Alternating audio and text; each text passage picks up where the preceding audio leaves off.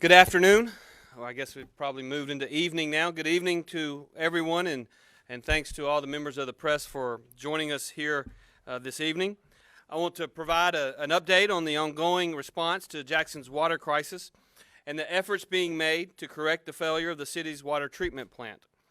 Once again, as we mentioned yesterday, we now have 7 state-run water distribution sites up and running throughout the city of Jackson. I want to personally thank our National Guard service members who are out there staffing these sites and making this operation possible. The service of these individuals is truly critical to the success of this effort. I understand that we have handed out almost 2.8 million bottles of water since we initiated this effort at noon yesterday, and that was as of 3 p.m. today. I'm sure Director McCraney will have additional details. But when you think about the effort it's taken to pass out that many bottles of water in a city of 151,000 people, I'm certainly proud of the efforts of those that are engaged and involved. And so I want to certainly thank the folks here at MEMA for coordinating that, who have managed this incredible logistical operation. The sites will be open 7 days a week from 9 a.m. to 6:30 p.m. as long as necessary. If you have questions or you need help accessing these resources, and we've had several hundred people over the last 24 hours reach out to this number, but as a reminder, MEMA's call center is open at 1-833-591-6362. I'll say that again, 1-833-591-6362. This call center is open from 8 a.m. to 5 p.m. 7 days a week. Together, we have built a strong coalition to respond to the crisis. I'm incredibly appreciative of all the folks who are working together to help those in need. I am truly proud of how individuals in the public and in the private sector have stepped up to help Jackson in its time of crisis. From local churches, from community organizations to nonprofits and charities, the character of Mississippians continues to shine through in all the donation drives, the water deliveries, and their prayers. Your generosity and commitment to serving this community will never be forgotten. On behalf of all Jacksonians, I want to simply say thank you. Furthermore, I am extremely thankful for the support we have received from our federal partners on this issue. I want to personally thank FEMA Administrator Deanne Criswell, with whom I told you the other day that I spoke at length before the President very quickly signed our declaration. I also want to thank the Senior Advisor and Infrastructure Coordinator, Mitch Landrew, who was with us earlier today at O.B. Curtis, and for his help and his willingness to help us fix Jackson's water problems. FEMA's support will play a foundational role in our state's capacity to respond effectively to this unprecedented crisis. Recognition of this emergency on the national level will positively impact our ability to bring relief to the city and to the citizens of Jackson. Our coalition is strong. Officials will continue to work together to provide the people of Jackson with an effectively coordinated response. Our core goal is solving this problem and ensuring that the people of Jackson have running water again. This afternoon, we did have the chance to be back at O.B. Curtis Water Treatment Plant and to see firsthand some of the issues that the plant is facing. You've heard me sum it up over the last several days. We had a really good day the first couple of days. We had a difficult day yesterday. Today was a little bit better. We had a good day today. We've got more work to do, but again, we're going to continue to work every single day, day and night, to get this resolved. I want to once again take this opportunity to thank the hard-working men and women at the facility, at O.B. Curtis, as well as their colleagues at Fuel, for their noble efforts to keep the plant working amidst tremendous pressures. I want you to know that their efforts are noted, and we first personally had the opportunity to say thank you to them as we were there earlier today. Furthermore, I want to commit that transparency will remain one of our highest priorities throughout the duration of this crisis. I want the public to know what the state is finding at Jackson's water plant, and where we are in addressing the ongoing issues. That's why, as I've said previously, we'll be releasing daily incident command briefs showcasing this information. We'll continue to put out additional updates as quickly as possible. With that, I'd like to once again thank our federal partners for their support throughout this crisis and turn it over to FEMA Administrator Deanne Criswell. Deanne? Thank you, Governor. Good afternoon, everybody. First, I would just like to thank Governor Reeves for giving me the opportunity to join him today and getting a first-hand look at some of the issues that are being experienced at the water facility. And I'd like to thank the White House Infrastructure Coordinator, Mitch Landrieu, and Caitlin Durkovich from the National Security Council, both from the White House, who joined me today. And just say that this is a true testament of President Biden's commitment to make sure that we are bringing what we need to help Jackson, Mississippi with this immediate crisis. President Biden did swiftly approve the disaster declaration, which is going to give us a lot of resources and flexibility to make sure that we are being able to take care of the immediate crisis. Our top priority today and tomorrow and in the very near future is to make sure that we are getting help to those who need it most. Today, my goal was to make sure that I spoke firsthand with our federal partners who have been here on the ground from EPA and the Army Corps of Engineers, as well as the plant and the mayor, to understand what the needs were. I've had an opportunity to speak with the governor and his staff to continue that conversation to better understand what the challenges are and what we can do to help with those. I spoke with my team on the ground, my FEMA team, as well as EPA and the Army Corps of Engineers, and we had a good conversation about the things that need to happen today to support the immediate needs, as well as what needs to happen in the future. And then I had an opportunity to tour personally and see firsthand the challenges that the water treatment facility are facing. And so now that we have a better understanding of what those challenges are, we can take additional action to support as needed. But what I will tell you is what I saw here today was one team of the federal, state, and local government working together to make sure we are addressing these needs. FEMA's mission at this time is to support our state and our local partners to help meet these immediate needs for the residents of Jackson, Mississippi. And specifically, what we want to do is make sure that they have safe drinking water so that we will continue to support those efforts of the Mississippi Emergency Management Agency as they bring in bottled water to these impacted residents. In the short term, we are also here to help with technical assistance and support the efforts to restore water pressure so people can turn on their water faucets or flush their toilets. We will continue to work closely with the state's emergency management team to further understand the current needs, as well as identify what the potential future needs are going to be and what we can do to help fill those gaps. But ultimately, what I would say is FEMA's biggest value add to this situation is our ability to coordinate all disaster relief efforts and to ensure that the right federal partners are here with us with the right expertise to talk about the long-term solution. In that spirit, again, we are working with our partners at the EPA and the Army Corps of Engineers, who are providing tremendous assistance and incredible contributions to this mission. But we must also recognize that the government cannot do this alone, which is why we'll be working alongside our community faith-based leaders, as well as our volunteer organizations, and partnering with them to make sure that Jackson residents have the help that they need and that they deserve.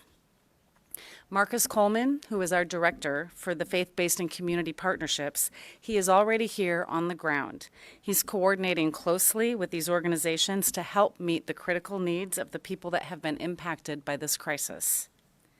And we will continue to work alongside the state and the city to work with critical partners like New Hope Baptist Church, the Jackson Urban League, Catholic Charities, and so many others that are already providing water, hope, and healing.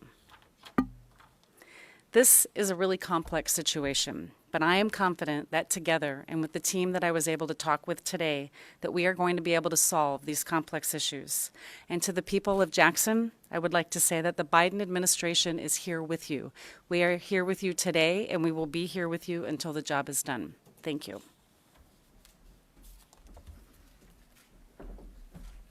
Thank you, Madam Administrator. At this time, I'm going to turn it over to Mississippi Emergency Management Agency Executive Director Stephen McCraney. Mac? Thank you, Governor.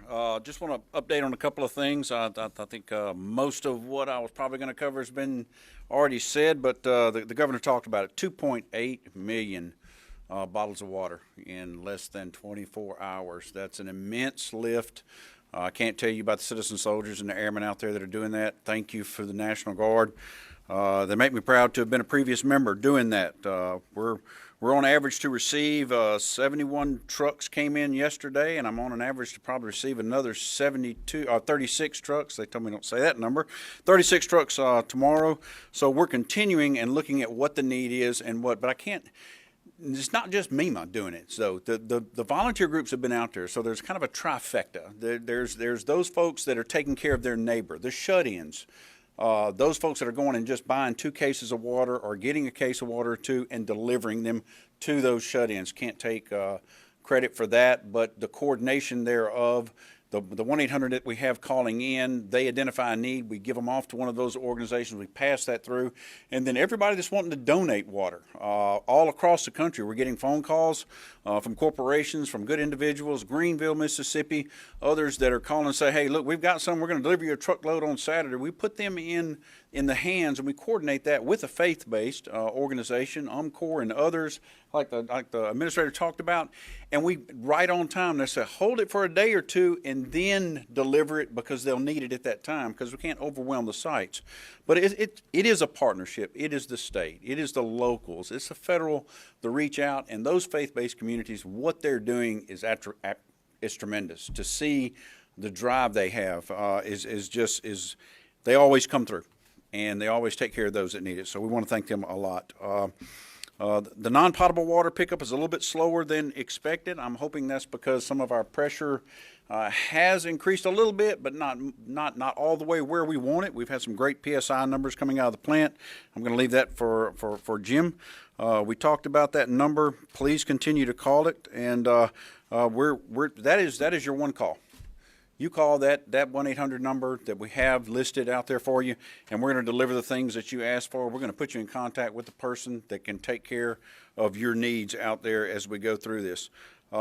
We've reached out through EMAC, the Emergency Management Assistance Compact, and we've got sister states that have qualified personnel in those positions in which we've identified that we need to help those operators that are at the plant. They're doing a great job. We just need more of them.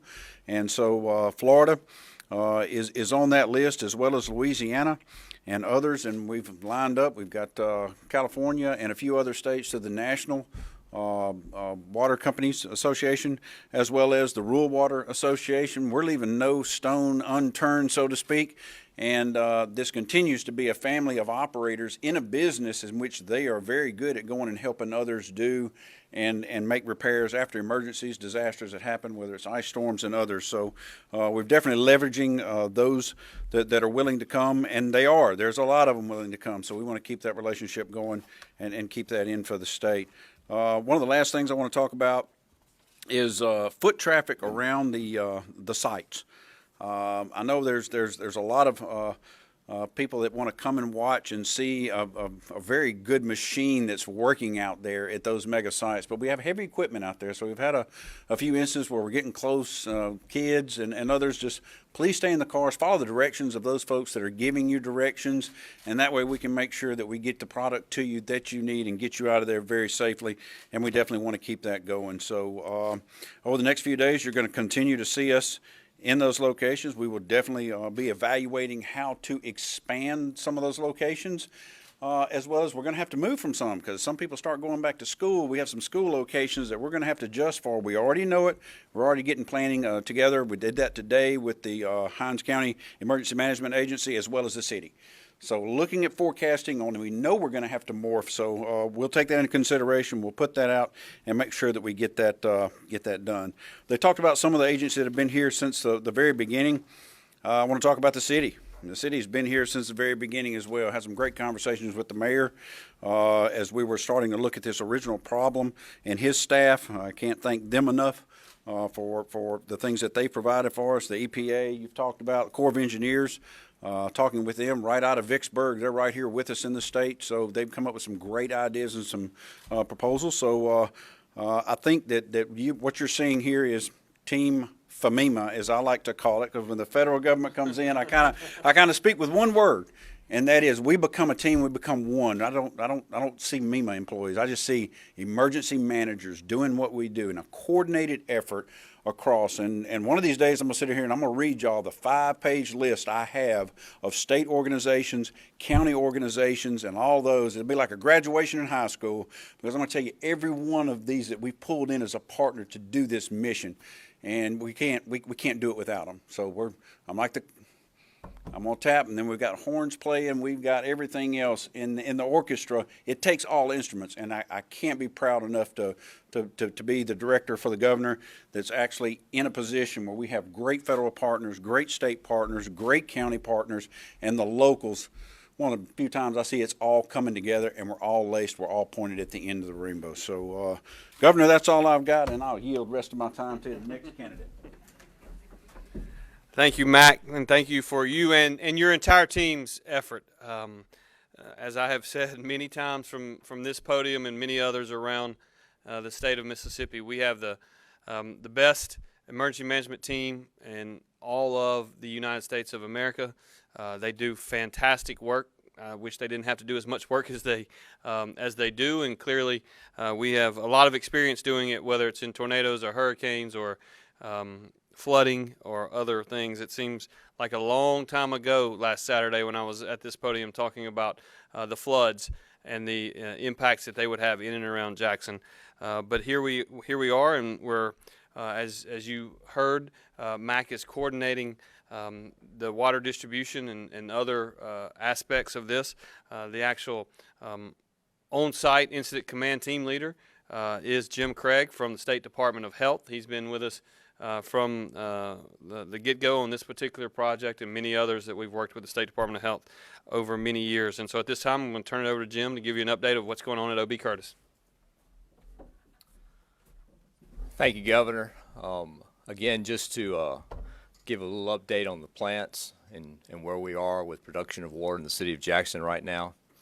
You know, yesterday, those very dedicated operators at the OB Curtis plant and the fuel plant continue to do a great job at increasing pressure in the state. In the city. I think we've seen the results of that with increased pressures around a good part of the city. They've also been able to increase the amount of overhead storage capacity in those tanks that we've talked about before, which are very, very important to us, making sure that we not only get pressure, but we also maintain a margin so that if there are more difficulties at the plant, it will help offset those particular difficulties.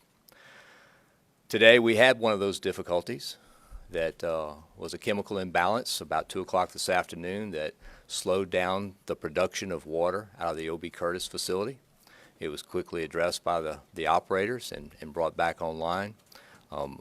This morning we were at about 85 pounds of pressure, and let me note that 85 pounds is one of the highest ratings that we've had since we've been at the plant.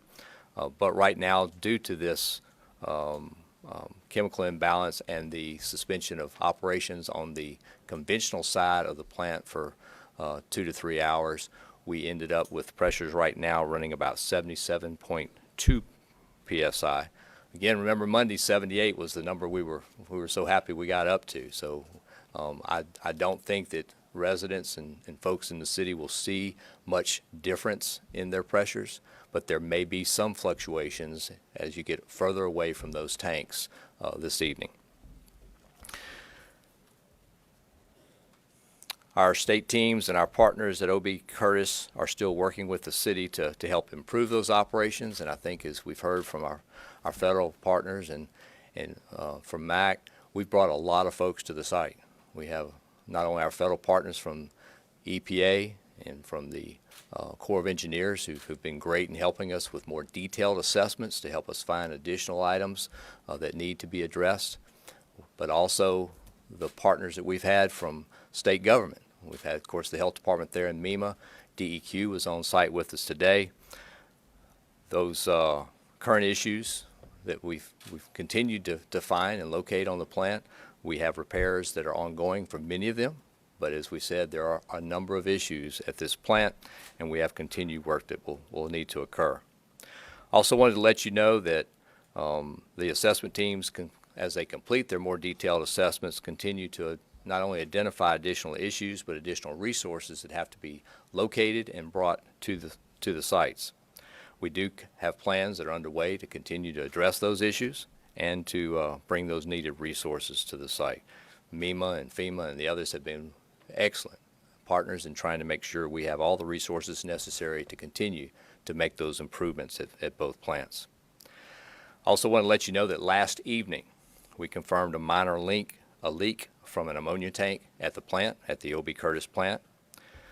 Teams came in to assess the leak and have cordoned off an area about 60 feet. All of that is within the plant, and it's not within an area of the plant that we routinely operate in, but it is close to some of our operations that are on the far side.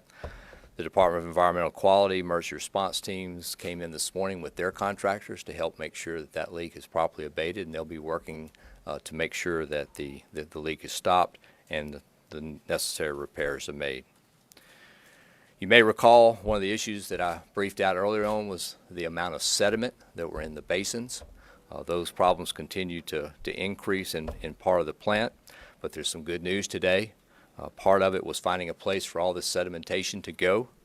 We have reached out to a number of cities and surrounding areas that are willing to take some of this additional sediment into their wastewater plants or into some landfill operations. So we're very, very hopeful that we can begin operations to remove that sediment very, very quickly. Again, let me appreciate the continued dedication of these hard-working operators that we have here. As the governor said, there's not enough of them. But the good news is help is on the way.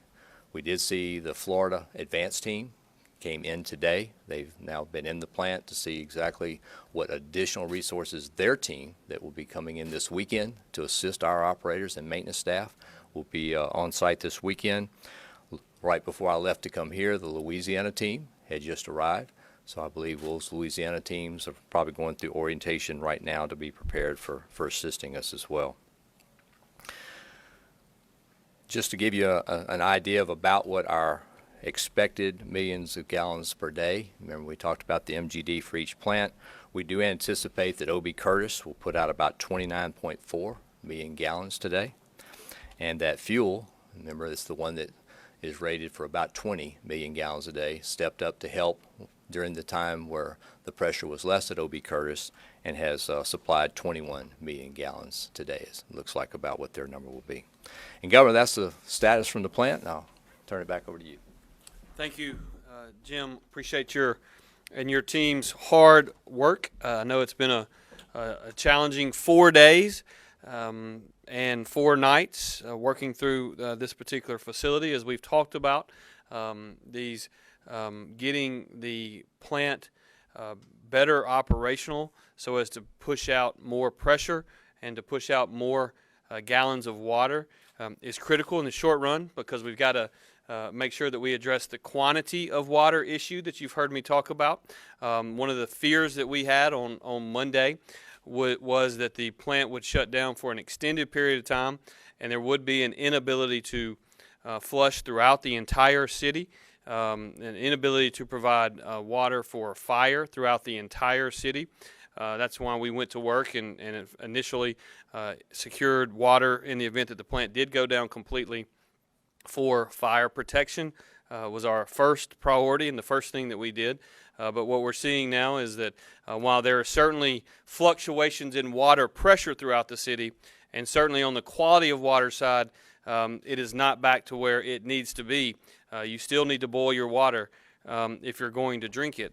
But on the quantity of water side, we have seen a number of days of progress, of positives, nowhere near where we need to be. But again, we've got to get to, if you get to a situation in which you have the adequate pressure where we're pumping out water and the tanks are filling up, well, when that occurs, if you have a setback at the facility, you can take a line down for an hour or 2 or 3 to fix whatever setback that is, and still have the same amount of pressure because you have water in those tanks. Those tanks have not been full to the extent that they need to be in a long, long time. I personally, when we were in the operations room earlier at OB Curtis, had the opportunity to look at the screens, and we're certainly seeing improvement there. A long way from where we need to be, but we are seeing improvement. And if we can get this line back on that Jim was talking about sometime soon, I think we'll be hopefully continue to see progress through the night, if nothing else goes wrong overnight, which we have found in this particular situation over the last 30 days. If it can go wrong, it probably will. But hopefully if we can get through the next 12 to 24 hours with positive news, we can continue to see those tanks filling throughout the city. So with that, I'll open the floor to questions. Courtney? Governor, earlier today, the mayor gave a forewarning, if you will, that he was concerned that as the PSI increased at the plant, that it could then have a domino effect of ruptured pipes throughout the city. What, if anything, is being done to mitigate that potential domino effect, or is it inevitable with the condition of the pipes in the city? Yeah, I think the mayor's concern is certainly valid. The mayor spends a lot of time talking about the bigger long-term issues with the system, and I understand, having been in charge of the system for a long time, why he would do that. We're really focused on the short term. We're really focused on getting the plant at OB Curtis up and operating at a level where we can produce adequate quantities of water so that we can ultimately, not only adequate quantities of water, but adequate quantities of water that actually are pushing out clean water into the system so that we can actually have clean drinking water going through the system. If in fact the pressures increase, because I think it's fair to say that the pressure has been woefully lacking for a long time. It's one of the, I don't want to speak for the Department of Health, but that's one of the reasons that the boil water notice has been in effect for 33, 34 days now. There is no doubt that there is the potential for there to be leaks. We know that there are leaks in the system. There are potential for there to be large leaks that will have to be addressed. And what I can tell you is we just had a conversation upstairs with the administrator and our team that we are looking at ways to utilize EMAC and other systems to get individuals here in the event that that occurs, because that happens in every water system in America. It's just, regardless of whether or not you have pipes that are 100 years old or pipes that are 50 years old, there are times when leaks occur. The key is you find the leak and you fix it, and you do it quickly. And again, while that is certainly an issue and one that I think is valid, what we're talking about there is an issue that affects hundreds of residents or maybe 1,000 residents, not issues like we're seeing at the plant that affects 151,000 residents potentially, or the entire city. Yes, ma'am. Governor, do you know if Jackson residents still have to pay water bills even though they can't drink it?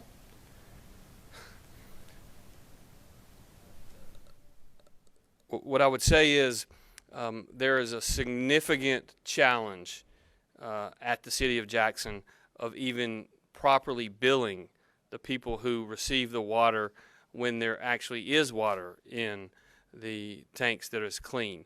And so in the long term, again, one of the major long-term issues is having a billing system in place such that every single resident and every single business that receives water also receives a bill.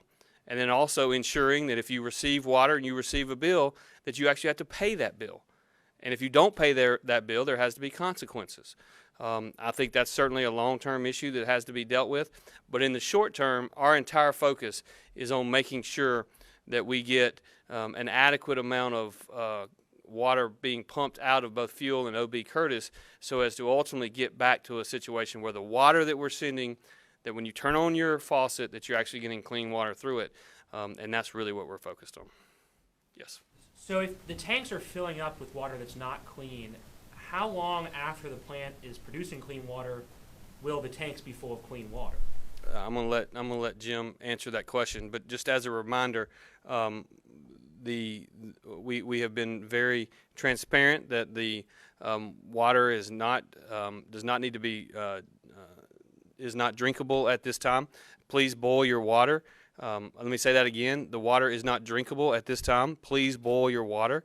But it is incredibly important that while that is certainly a challenge that the city has been facing now for 33 or 34 days, one of the risks that we're trying to avoid is having no water in the tanks, having no water such that no one in the city has the ability to flush their toilets, et cetera. Now, there have certainly been water pressure issues over the last couple of days in certain areas of the city, and primarily for those homes and businesses that are a long way from where the actual tanks are.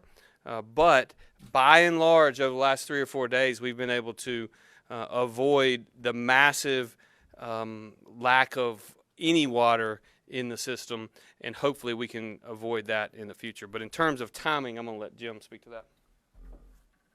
Yeah, Governor, thank you. It's very hard to predict exactly how long it will take. It depends a good bit on pressures that are in the system and how much is in those overhead storage that have to move through the system. As you remember, right before the state came and activated to come into the plant, we did have quite a bit of water that was already in that system that was still processing through the system. As we increase those pressures, I think we'll see as we increase pressure, as well as today, I guess it's another win I should mention, we were able to get the chlorine levels up at the plant today, which was a real plus for us as well, which will help as we move more chlorinated water through the system so that we can get those bacteria and things that need to be addressed in the system. Know that the UV system, the ultraviolet system that's part of the plant at O.B. Curtis is functioning as designed, so it does a great job of making sure those bacteria are zapped before they get into the pipe. But we still do have quite a bit of that is in the system right now. Timelines, I hope to be able to update you soon with a better timeline. But with as many issues as we have in the plant, really a lot of my focus is right now is to get those pressures and get that margin, if you will, water overhead, so that we can continue to conduct all of the different maintenance activities that have to occur to fix different parts of the plant. So I described to the team a lot of times it's like fixing the airplane while you're still flying. You have to be very careful how you fix it so that you stay flying. Same thing as we're trying to produce water. All that water demand needs to continue to occur, and every time we have to do some maintenance, then we have to offset some of that with, we have to take something down, which is not going to be making water while we're doing that. So again, as more we can increase that, I think the better we'll be. Also, just go ahead and know we will have some good days at these plants, and we will continue still to have some bad days. There is a lot of things that have to still be fixed. I just want to follow that up with, as Jim said, it's very difficult to give you a specific timeline, but here's what I can assure you of. The State Department of Health has a process wherein they test the water. As you heard me say on Monday and again on Tuesday, it is in essence for the State Department of Health to say that there is clean water in the system. They have to have 2 consecutive days of taking 120 samples at different locations in which 100% of those 120 samples are clean. I can commit to you today that we will continue to advise Jacksonians to boil their water until we actually get to the point where we have 2 consecutive days where there are 120 samples that are come back clean. Until that point, we are going to be transparent, we're going to be honest, and we're going to tell the people here in the city to boil their water. Yes, ma'am. Yes, I had a follow-up to the fixes at the plant. We'd learned earlier in the week that there were some pumps that were broken, and then we had this rental pump that was brought in. Can you explain the job of those pumps and where we stand with the broken ones, the rental pump, where that all stands now? Certainly. No, thank you. So the raw water pumps, the pumps that bring the raw water from the Barnett Reservoir into the plant to be treated and processed, we have 2 of those pumps that needed to be repaired. One had a catastrophic failure where the actual shaft in the pump has been broken. Unfortunately, these are very old pumps. There's no off-the-shelf models to put something new in place. In fact, the diameters that were used back in the 60s for those shafts are not what is used currently. So they're having to actually be machined out of raw material and turned in. So we expect to have those pumps back on site. The current estimate is September the 9th. We're hopeful that will work out the way that it needs to. In the interim, we did get a temporary pump that has been put in place so that we can generate about another 4 million gallons a day through that raw water intake pump, and it is in place and operating as designed. Yes, sir. Can you explain further about the chemical fluctuations that you mentioned earlier? Chemical fluctuation. So I take it you're talking about the issue today? Yeah, the chemical fluctuations that keep occurring and you have to stop operations. Yeah, so as you know, there is a structure that's out in the reservoir that detects what the pH level and the turbidity levels are of the water in the reservoir and sends information to the operators to say the water's coming out of the reservoir with this pH and this turbidity. That particular structure is currently not operating. So these well-trained, dedicated operators that we have in plant really don't get that advance notice of what's coming in. They have to react to what's also been complicated by the floodwaters and all the additional rainwater that changes the pH by having those additional waters in play. And I think, just being able to properly assess that pH and get the chemicals, the disinfection chemicals, to react is taking longer today than what it has been in the last few days. When do you expect to be able to get that kind of screen? Well, like I said, there are a lot of opportunities at this particular plant. We had folks that were out there assessing as part of our assessment team to see what can be done in that structure. We also have looked at some alternatives to do some manual work to adjust that pH and give, again, those operators a little bit of a read ahead on what might be happening out there. But work continues right now with contractors to try to address that. Okay, so I've got to get the administrator back home, so I'm going to be able to take one more question. Yes. What can the emergency funds from both the state and federal emergency declaration be used for specifically, and how long will they be available? Well, I do know that the declaration that the president signed was for 90 days, but I'm going to let Mac talk about some of the specifics on funding. Yeah, so there are a lot of different buckets and a lot of different things for funding. If you get an emergency measures declaration, it's emergency measures. We're not talking about a major declaration where we're doing public assistance projects, where we've got time to do assessments, find out what roads are wiped and washed out and of that nature. But what we have here is an opportunity with direct federal assistance. We have these experts at the federal level and the coffers that they bring to the table for us for this median time. The state has a disaster trust fund which we use to match on any disaster as well. We're also looking at mitigation dollars that we can look at down the road once we get this plant up and running, so we can make it more resilient to weather. We've got cold weather coming. We want to make sure that we're prepared for that part of the season as well, where we see breaks in the lines, and everyday grants from other agencies, the EPA, the Corps of Engineers. They're working on projects and whatnot. So it's kind of like lacing up your shoes. You start at the bottom and you just keep lacing this program that can do one thing, another program on top of the other, and we're going to stack them on top of each other as we get to the top, and then tie it in a nice bow, and then we're done. So that's the way I kind of explain it. Ask Administrator Criswell about that, the funding dollars, if you Yeah, don't mind. and- Can you speak to, I mean, in the past, we've seen FEMA come into the state of Mississippi, to Jackson with dollars. There's been plenty of criticism on how that money was spent. So what's your understanding on your role? Once you get on the plane and go back to DC, those dollars will be spent adequately here to fix the actual issue so that the drinking water is not only up to the right pressure, but the quality for residents here. Yeah, so the emergency declaration that we have in place right now is specific to Jackson, Mississippi. The dollars can only be used for this specific instance.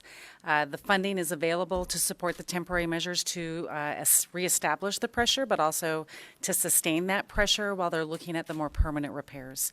What the emergency declaration does not do is support the permanent repairs for this facility. It's only for those temporary measures to support the emergency work. It also supports our ability to reimburse for the contracted water that is coming in to make sure that everyone in Jackson, Mississippi has clean water to drink. And it will also support some of the other additional staffing measures that are coming in to help keep that plant running in this temporary time frame.